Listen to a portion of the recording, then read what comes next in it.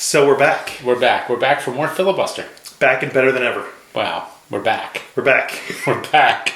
I don't know about better than ever. So our first round, we tried the Boondogler, and we tried the rye whiskey. Yes. And now I thought maybe we'd do the two straight bourbons as kind of a side-by-side. Yeah. Do the first straight bourbon, this fella here. Yeah. And then we'll try the single barrel. All right. I dig it. Let me see if I can read about this. Let me see if I can find something. This is again the dual cask approach of the straight bourbon. This is the straight bourbon. This is not the dual cask. This is the dual cask. It's a dual cask. Okay, dual cask. Okay, hang on a second. I'll find it. You pour. Can you get it? If I can get the bottle open. God damn it! All right, there we go. Pop. Distilled, bottled, and aged at Filibuster Distillery. Filibuster bourbon aged 4 years in new white oak, and then dual cask finished in 2 seasoned wine casks. So it's a straight bourbon, aged 4 years. Mash bill is corn, rye, and barley. Barrel char number 4, white American. That's pretty much all I have to say about it. Now, when they say a cask is seasoned, it didn't actually hold whatever was in it. You just take whatever that liquid is, slosh it around in there, put it in some time that it holds it, but it's not actually you're buying it from. What are you trying I'm trying to put the thing back on. These things these fellows are tight. They're not messing around. They're tight. That is quite a seal. So anyway, when you season a cask, yeah, you're not actually buying a cask that held some contents. You're taking a cask, putting contents in it for some amount of time to season it, right? Is that how that works?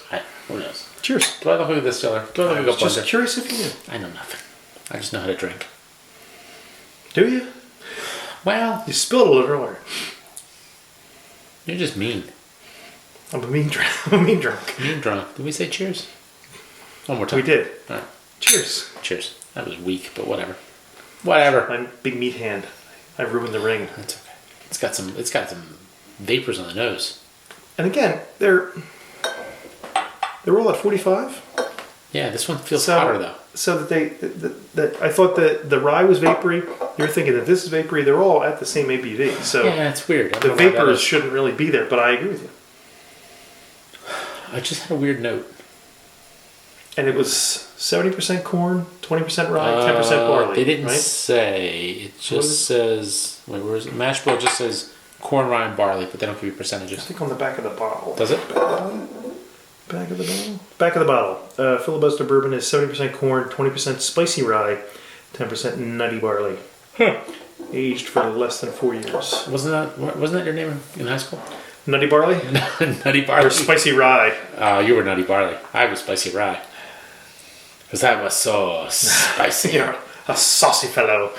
Did you ever see Sense and Sensibility? Yes. There was the part with Alan Rickman. Yes. And he's reading to the one girl, the youngest daughter, and they're reading the book about India. The land was full of spices. I like that movie. That's a good movie. I like Rickman. May he rest in peace. Never made a bad movie? Who, Rickman? No, he's good, man. He's solid. No, I really liked him in Galaxy Quest. That is an awesome movie. I like the nose on this. I can't really pick it apart, but... I'm not getting the corn, rye, barley. I'm getting... It smells like bourbon. There's a lot of spice to it. There is. It's a little hot, and it almost seems a little too grainy. I don't know. First taste. I like this one though. This is pretty good. The other ones seem to be a bit dry on the back end. This doesn't seem to be so dry. This is pretty good.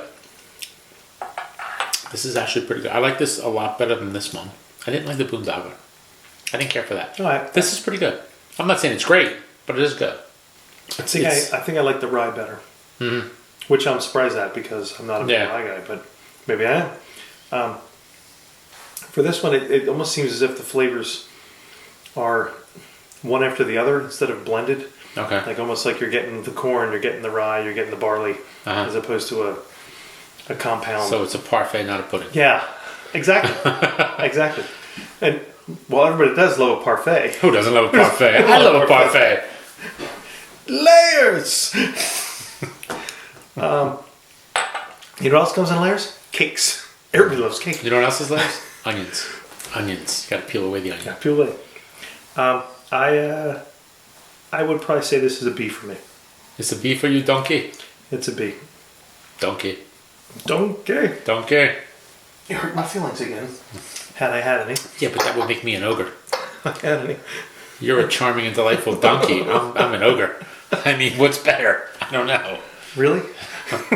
Is there a charming and delightful donkey? Sure.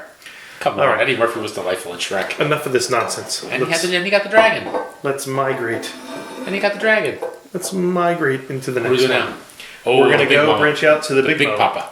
Big So Papa. we're going to go to the straight bourbon whiskey. So wait. Did we finish up with the straight? I thought we did. What'd you say? Where'd you go? Where'd you go with that?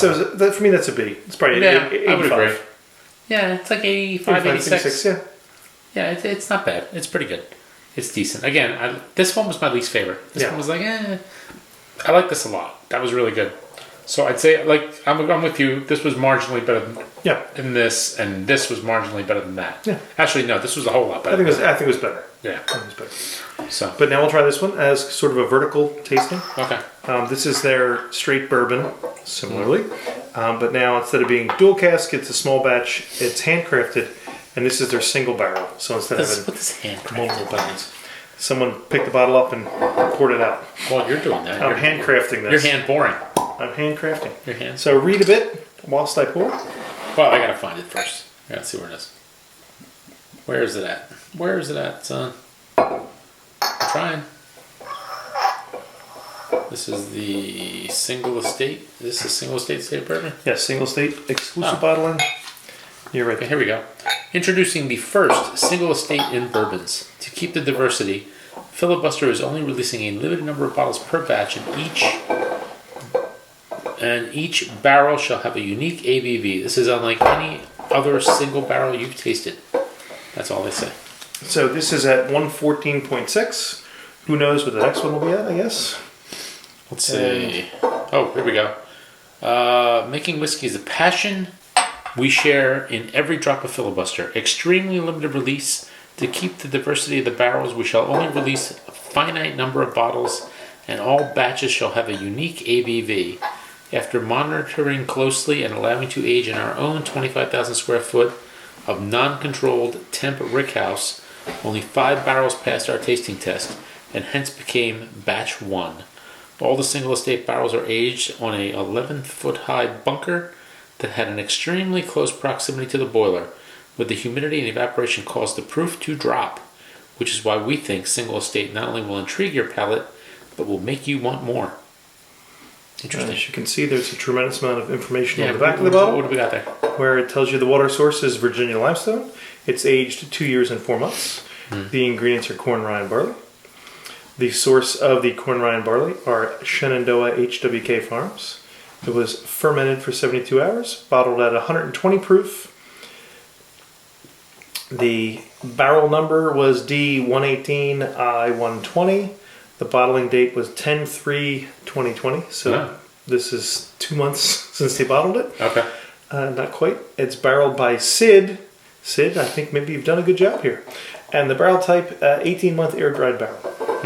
So nice. And the ABV was? The ABV, they bottle it at the barrel at 120. It bottles at 114.6. Huh. So it's 57.3. Wow. So you lose a little bit I gotcha. when they do the barreling.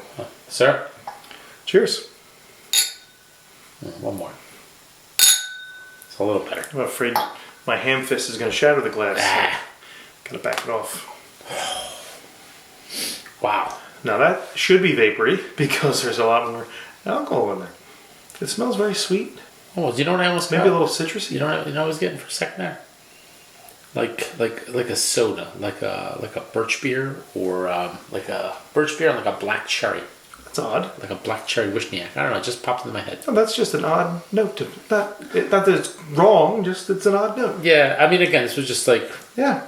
top of my head, just popped in my head. All of a sudden, I started thinking about a soda, nice, sugary, like a Boylan's. See, I'm Black getting cherry. like a furniture polish. Huh. I'm getting like a leather chair with the wood handles that you've polished up something fierce. Good No. bit of sweetness. No, I just got something else that was a little odd. Yeah, almost like a shellac. Yeah, that's what, A shellac. like some kind of furniture. You're coating something, A little leathery, and a bit. maybe a little like tanning solution, like bit, a leather polish. A bit of like candied oranges, orange slices. It's got some heat. I don't know if it tastes. I'm a little scared. That's kind of nice. I like the texture. It's got a little bit of oiliness to it. Hot. You got to chew your whiskey, hold it in the middle of my tongue, and you get a little bit of the heat. It's got a nice long finish, well through the. It's not as hot as I thought, though. Like on the palate. No. Well, again, we've had a lot of whiskeys that have 5s in them. No. But I mean, this is It smelled maybe hotter than it actually is. Oh, I like that. That's really good. The it's like nutty almost. It's a little anesthetizing up front. Then it's got nice flavor through the middle. Yeah. The back end isn't as dry as the other 3. It's got a nice finish. Overall, I think the single barreling, it really works. It's very nice. No, that's good. It's very nice. It's got like a richness to it. Yeah. And again, it tells you that it's aged less than 4 years, but this tastes more like an estate whiskey. Like there's a little bit of like burnt sugar, and maybe some like nuts, like hazelnuts. You know, and get a little nuttiness to it. Well, you're a little nutty to begin with. So. Wow, that's beside the point. That's another story. It's very nice. No, this is good. This starts to approach like an A minus. Well, this is clearly the best of the. Yeah, that's really good. That's really, really good. So I would say that this is probably for me. The other ones were, the straight bourbon was around an 85. I'd say this is 89, 90 for me. Yeah, no, that's really good. It's way up there. It's very nice. That's nice. I really enjoyed that. It's got a little something to it. Enjoyed it, and I like the openness where they tell you where everything's from. Right. The back end of the bottle to me. This seems like it's the new wave. Everyone's got the terroir. No, They're telling you everything about it. You just got to have some full disclosure. I think people want to know the disclosure, and that's nice. Why not? You want to know where things come from. It's really well done. I want to know that when I get grass-fed beef, it was from like, Harry's farm. Yeah, I want to know who cut the grass. I want to know. I want to know what's in the fertilizer. I want to know what kind of water they're using to water that grass. The whole bit. I want to know the cow's name. That's or is that too personal? Moo. Moo, is that his name? Moo number 1, Moo number 2? Very nice. I like that. So, very nice. So these two are the big winners. Yeah. I think as ryes go, that's one of the better ryes. This is a close third, and this is a fourth. As one of the better ryes, they've rounded up the flavors. I think they've really done something to make it more approachable, less sharp for me. Yeah, more. If you're someone who likes the angst of rye, it might not be for you. This is very, very good. I really enjoyed that. Okay. Well done. All right, so I think we should wrap it up. Thank you to Filibuster Distillery for sending these along. And sending so much. Oh, I know. We got enough to share. We can share with the whole neighborhood. I'm not going to share, but we got so much. Well, we can, though. We can. Greedy bastard. Greed is good, right? All right, Mr. Gecko. Greed is good. Cheers. Cheers.